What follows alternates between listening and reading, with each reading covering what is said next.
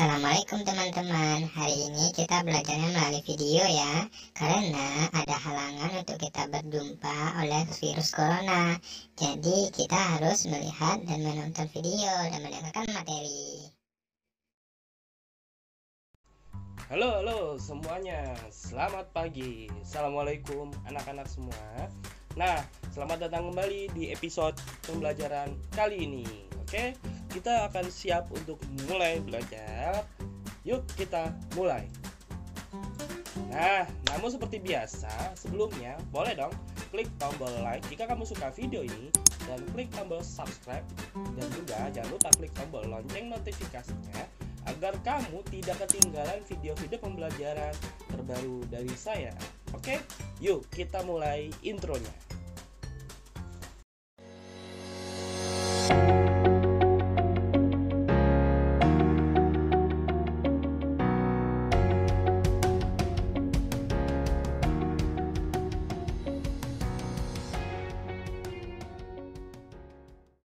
Oke, di video pembelajaran kali ini sekarang saya akan menyajikan mata pelajaran TLJ atau Teknologi Layanan Jaringan. Nah, TLJ ini bisa kamu temukan di jurusan SMK TKJ, terlebih untuk kelas 11 dan kelas 12. Oke, sekarang kita mulai materinya. Yuk. Nah, untuk materi kali ini saya akan membahas mengenai komunikasi data atau biasa disebut dengan Komdat. Nah, komunikasi data ini kita akan membahas untuk bab pertama, yaitu aplikasi komunikasi data. Oke, kita mulai pembahasannya. Nah, komunikasi data ini berasal dari kata komunikasi yang berarti menurut KBBI yaitu pengiriman dan penerimaan pesan atau berita di antara dua orang atau lebih, sehingga pesan yang dimaksud dapat dipahami. Nah, terjadinya komunikasi ini bertujuan agar dapat bertukar informasi. Orang-orang saling berkomunikasi agar informasi yang didapat itu bisa diterima dan disampaikan pada orang lain. Nah, komunikasi ini sebagai contoh di sini ada orang A dan orang B. Nah, mereka akan saling berkomunikasi satu sama lain. Nah, orang A ini menyampaikan komunikasi kepada orang B. Misalnya, "Yuk, apakah kamu mau belajar?" Nah, orang B mengatakan kepada A yang menyampaikan pesan dari A tersebut. Nah, pesan ini lalu disampaikan ke A kembali berbentuk dengan respon. Nah, orang B ini mengatakan responnya kepada orang A bahwa dia mengatakan, "Oke, ayo kita mulai belajarnya." Nah, inilah adalah contoh bentuk komunikasi. Jadi ada pesan yang dikirim dan ada respon yang dikirim. Nah, komunikasi ini sekarang kita akan bahas ada 4 jenis komunikasi, yaitu komunikasi data, ada komunikasi audio, ada komunikasi video, dan terakhir ada komunikasi audio dan video alias gabungan dari komunikasi audio dan komunikasi video. Oke, sekarang kita bahas apakah yang dimaksud dengan data. Data menurut Kamus Besar Bahasa Indonesia adalah sebuah informasi yang dikirimkan dari pengirim menuju ke penerima yang dapat disajikan dalam bentuk suara, gambar, video dalam lingkup suatu jaringan. Nah, sekarang saya akan bertanya kepada kalian, apa sih sebenarnya yang dimaksud dengan komunikasi data berdasarkan penjelasan saya sebelumnya? Oke, jadi komunikasi data adalah proses pengiriman dan penerimaan pesan berupa data dan informasi dari dua atau lebih alat yang disajikan dalam bentuk audio dan visual secara nyata dalam lingkup jaringan. Nah, itu pengertian dari komunikasi data. Nah, kita ambil kata pentingnya yaitu data dan informasi, karena komunikasi data menyampaikan data dan informasi. Nah, pengertian data di sini adalah suatu fakta dari suatu kejadian, benda dan lain-lain dalam bentuk video, audio, bahkan audio video di masa lampau atau di masa lalu. Sedangkan untuk informasi adalah hasil dari pengolahan data yang dipergunakan untuk saat ini atau akan datang, ya. Jadi data penyampaiannya di masa lalu kita ambil suatu faktanya, dan informasi adalah hasil pengolahan data untuk digunakan di masa yang akan datang atau bahkan saat ini. Nah, jadi komunikasi data ini saya akan membahas ada beberapa aspek yang akan kita pelajari. Yang pertama adalah cara pengiriman pesan dalam komunikasi data. Yang kedua adalah komponen komunikasi data. Yang ketiga adalah elemen sistem komunikasi data. Dan yang terakhir adalah media pengiriman data. Oke, kita bahas yang pertama, yaitu cara pengiriman pesan dalam komunikasi data. Nah, cara pengiriman pesan ini ada dua. Yang pertama adalah simplex dan yang kedua adalah duplex. Nah, apakah simplex dan duplex ini? Kita bahas simplex dulu. Simplex adalah komunikasi satu arah, yaitu hanya bisa mengirim dan hanya bisa menerima. Nah, contohnya dia mengirim saja atau dia hanya menerima saja. Itulah yang dimaksud dengan komunikasi satu arah atau simplex. Nah, contohnya ada walkie-talkie ataupun televisi. Nah, contoh-contoh ini mereka hanya bisa menerima gambar atau suara dari pemancar stasiun televisi atau stasiun radionya. Nah, sekarang kita bahas mengenai duplex. Duplex adalah komunikasi dua arah. Nah, dia bisa mengirim dan dia juga bisa menerima. Nah, jadi di sini kita bisa mengirimnya juga dan juga bisa menerima. Jadi itulah yang dimaksud dengan komunikasi dua arah. Beda hal dengan simplex tadi. Simplex hanya mengirim atau hanya menerima.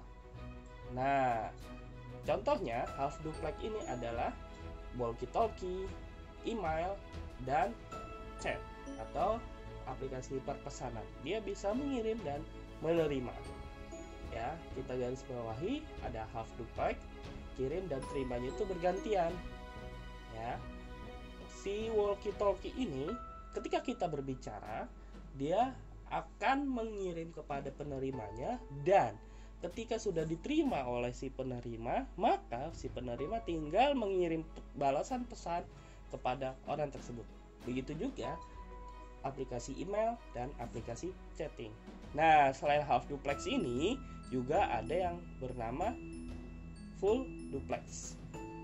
Full duplex ini yaitu kirim dan terima bersamaan.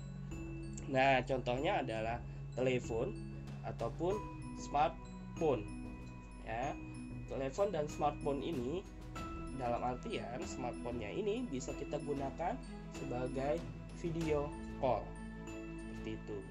Nah, misalnya apa? Untuk telepon ini kamu bisa mengirim suara kamu melalui telepon, dan bahkan orang itu juga bisa mengirim suara balasan dia.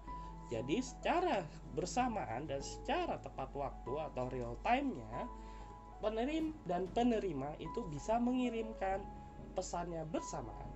Itulah yang dimaksud dengan komunikasi dua arah. Nah, sekarang kita bahas mengenai komponen komunikasi data. Komponen komunikasi data terdiri dari pengirim dan penerima, lalu ada pesan atau datanya, dan selanjutnya ada media pengiriman, dan terakhir ada protokol.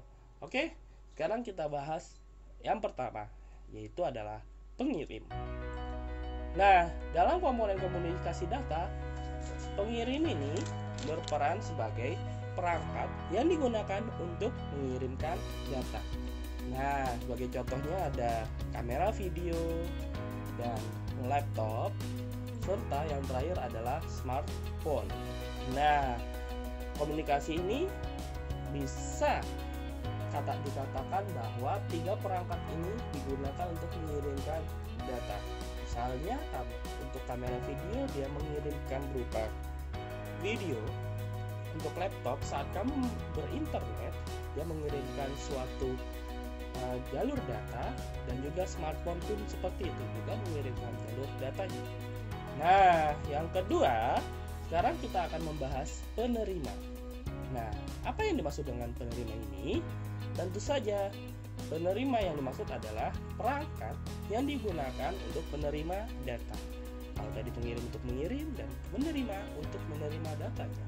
Contohnya pun tetap sama, ada kamera video, laptop, dan juga smartphone. Nah, jadi ketiga perangkat ini juga bisa mengirim dan juga bisa menerima. Oke. Nah, komponen yang ketiga dalam komunikasi data adalah pesan atau datanya.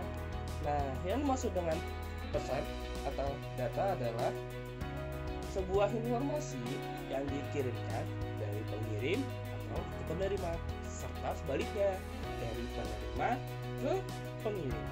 Apa ya contohnya? Nah, contohnya di sini adalah bisa berupa teks, bisa berupa angka juga, bisa berupa gambar, suara, ataupun video, bahkan kombinasi dari keduanya. Nah, pesan ini sangat berpengaruh terhadap informasi yang akan dipindahkan dari pengirim ke penerima ataupun sebaliknya. Oke, sekarang kita lanjut ke komponen komunikasi data yang keempat adalah media pengiriman. Apakah yang dimaksud dengan media pengiriman ini? Nah, media pengiriman adalah sebuah media yang digunakan untuk mengirimkan data tersebut.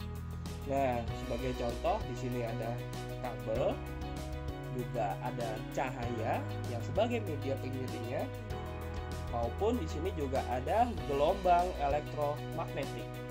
Nah, media pengiriman ini sangat beragam berdasarkan dari kecepatan ataupun dari hasil yang akan diterima oleh pengirim ataupun penerima.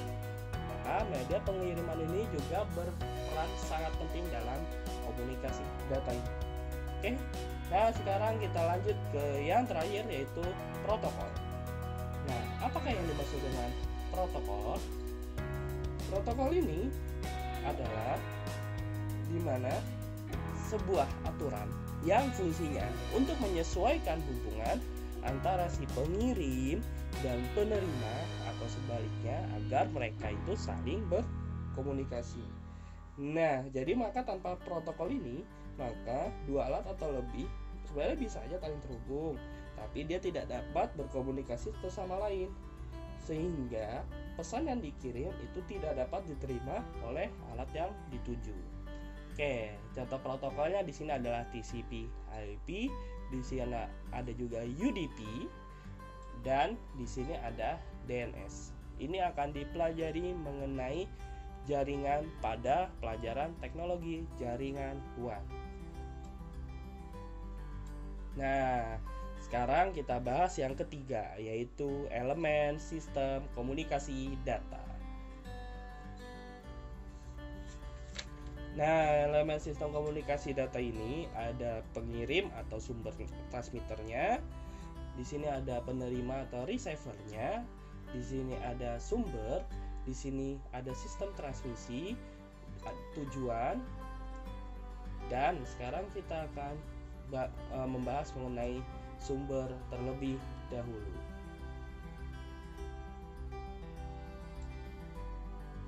Nah, sumber ini dikatakan sebagai perangkat yang digunakan untuk mengirimkan data sehingga data tersebut dapat ditransmisikan.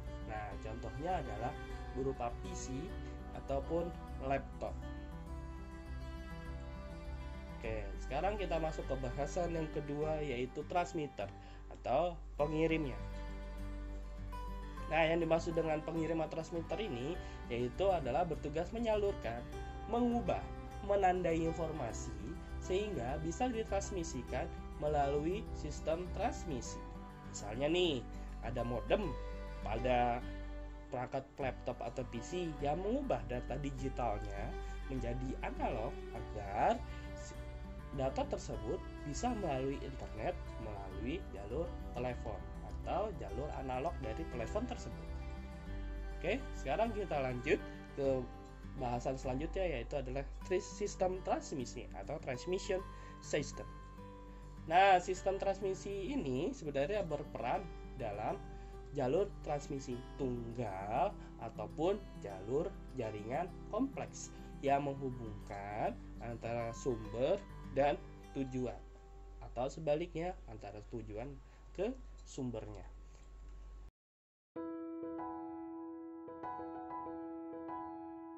Oke, lanjut. Sekarang kita masuk ke materi selanjutnya, yaitu penerima atau receivernya.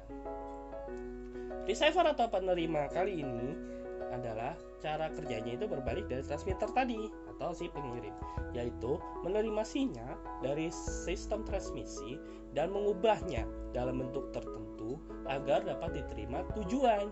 Nah, misalnya si modem tadi nih yang sudah mendapatkan sinyal analog dari transmitternya tadi akan diubah menjadi sinyal digital agar dapat diterima atau dibaca oleh tujuannya, yaitu misalnya PC ataupun laptop.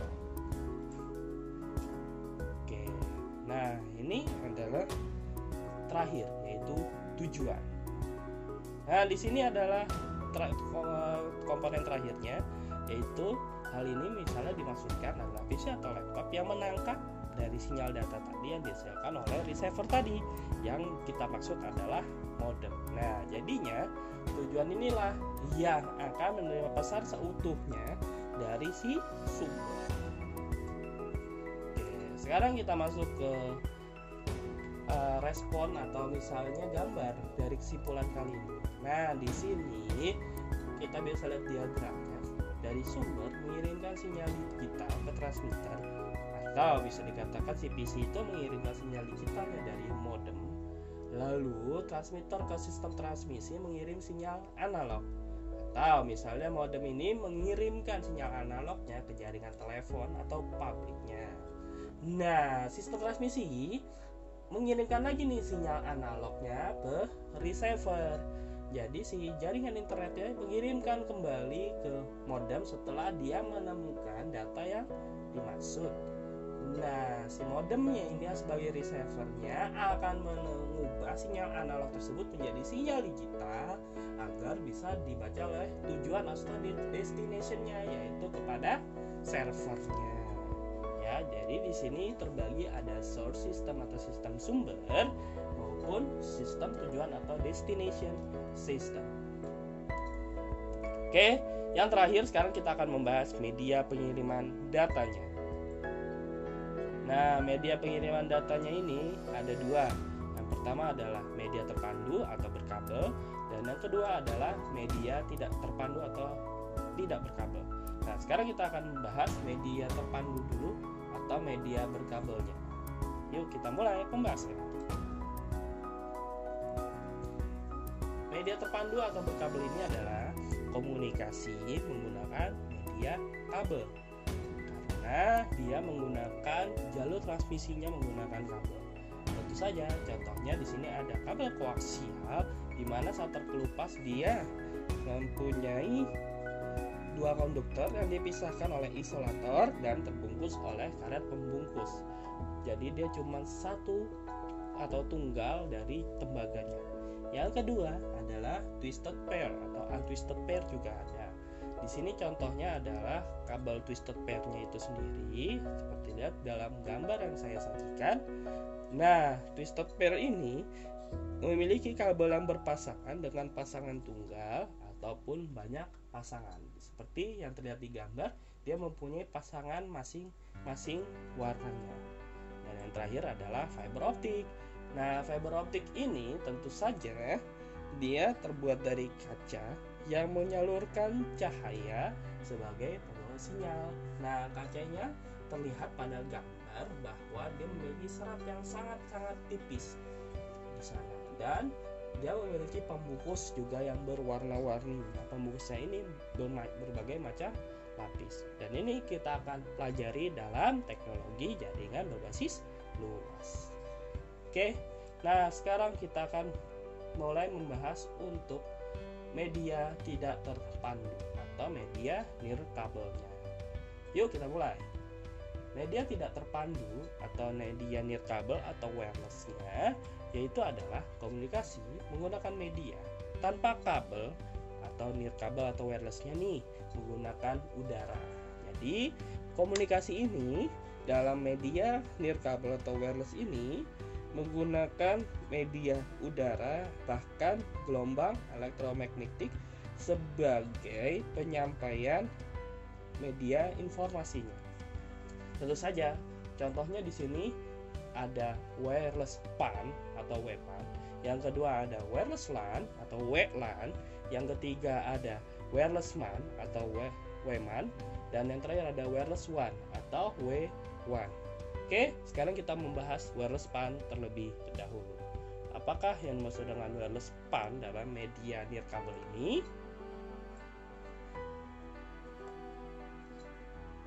Wireless PAN adalah bentuk komunikasi secara wireless atau nirkabel pada jarak pendek dan umumnya hanya terbatas pada dua buah perangkat saja.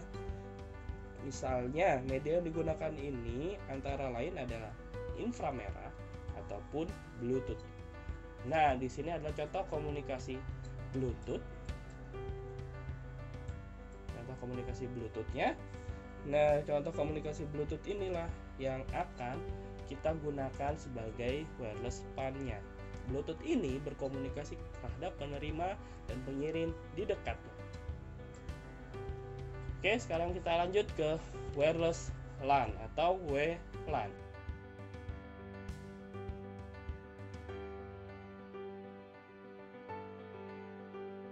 Wireless LAN di sini adalah komunikasi nirkabel dalam area sangat-sangat terbatas seperti dalam suatu ruangan ataupun sebuah gedung. Nah, wireless LAN ini memiliki standar komunikasi data yang umumnya adalah keluarga dari Institute of Electrical and Electronics Engineers atau IEEE 802.11. Nah, contoh dari wireless LAN ini adalah seperti ini. Jadi jaringan WiFi pada suatu area ruangan ataupun gedung, mereka saling berkomunikasi dalam hal laptopnya terhubung ke WiFi ataupun komputernya terhubung ke WiFi. Bahkan ada perangkat smartphone dan printer yang saling terhubung pada WiFi atau wireless LAN tersebut. Oke, sekarang kita masuk ke contoh ketiga, yaitu adalah wireless MAN. Apa sih yang dimaksud dengan wireless MAN? Nah, wireless MAN ini identik dengan komunikasi nirkabel yang menggabungkan beberapa wireless LAN yang menghubungkan antar kantor atau gedung dan kampus. Nah, jaringan wireless ini mempunyai transfer data dengan kecepatan tinggi karena dia menghubungkan gedung dengan gedung, kampus dengan kampus, atau perkantoran dengan perkantoran. Nah, teknologi WMAN ini salah satunya adalah WiMAX. WiMAX. Nah, di sini akan saya simulasikan penggunaan wireless MAN berikut. Nah, jadinya gedung itu terhubung ke dalam base station yang terhubung ke gedung perkantoran yang lain. Juga karyawan dari suatu gedung tersebut juga bisa mengaksesnya di rumahnya tersebut melalui komputer yang sudah diizinkan melalui dalam jaringan wireless MAN tersebut. Nah, semuanya itu dibantu dengan sambungan internet dari provider yang menyediakan wireless LAN tersebut. Oke, sekarang kita masuk ke materi selanjutnya, yaitu wireless WAN atau W1.